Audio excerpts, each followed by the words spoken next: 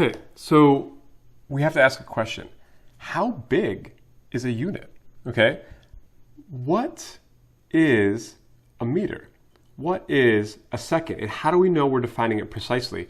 For the vast majority of human history, measurements were not very precise. So for example, according to folklore, a foot was the length of a king's foot, okay? And as you know, if you just walk into a shoe store, the length of various feet are preposterously different, right? So you could have a building collapse or a bridge collapse because, you know, from one king to another, the foot that they're talking about in the plans to make such a building or a bridge changed completely, okay? So we need to make this very precise. And to kind of drive home how precise it needs to be, one example is that there is a lab in Massachusetts that is probably the coldest place in the entire universe. Unless there's aliens somewhere making something even colder, there are people in Massachusetts who have gotten a sample to go down to a temperature of 10 to the minus 9 or a billionth of a degree Kelvin. And you guys know that is just, you know, a billionth of a degree above absolute zero. So differences in temperature at that point are extremely important and very, very precise, right? So how do we get precise?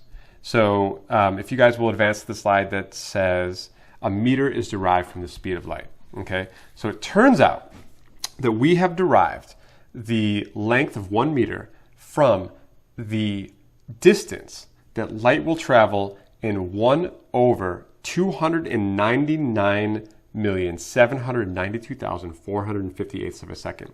So what is significant of this number, 299,792,458?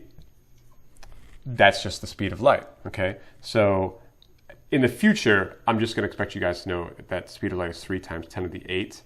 We're kind of rounding this just to a 3 meters per second.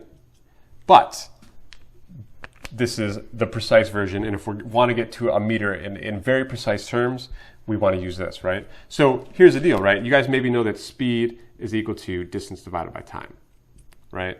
Which means that time is equal to distance divided by speed. So if I'm looking at 1 meter, if I wanted to find 1 meter, then I would take 1 meter and divide it by the speed of light, 3 times 10 to the 8, or basically this, just put this in there, right? So this would be the time interval. 1 meter would be the distance that light travels in this little time interval right here, okay? And as you can see, that's going to get a meter to a very, very precise measurement, okay? All right, why do you think that we use the speed of light to determine length? I'll give you a second to think about it. The bottom line is, it doesn't change. It never changes. It's always the same, and it's something we know very precisely. It's not like the king's foot. Okay. All right, moving on. What is a second? How do we know what a second is? Okay. Well, turns out that we define the second from the frequency of light emitted from a certain cesium atom. So you guys probably know that if I have a nucleus over here, right, and it has these different orbitals, these different energy levels, right, and that if I excite an electron in that energy level, it'll rise to a certain, you know, energy state, right, and then it's metastable, so it'll fall back down, and in the process, it'll release a photon with a certain wavelength and a certain frequency, okay? Now, it turns out that 1 second is the time taken to complete 9,192,631,770 oscillations of a certain frequency of light emitted by a cesium-133 atom. Again, why do we use this to measure a second? Because it's incredibly precise and we know it, and it never changes. Okay, so that's how we get a second. Pretty cool, huh? A much more clunky version is the kilogram, right? The kilogram, we actually created a sample that we decided is the precise kilogram. It lived inside of a vacuum, inside of a lab, inside of Paris for a very long time. It was basically just a little guy like this that was exactly 1 kilogram, and they kept it not in contact with air at all.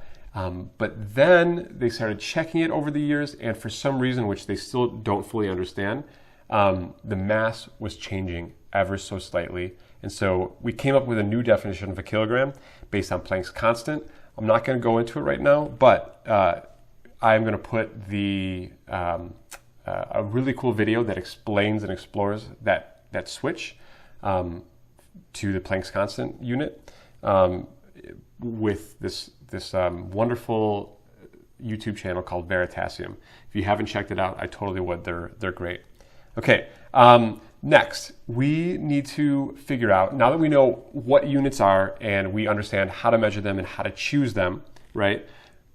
We want to always do our units in SI, right? The System International.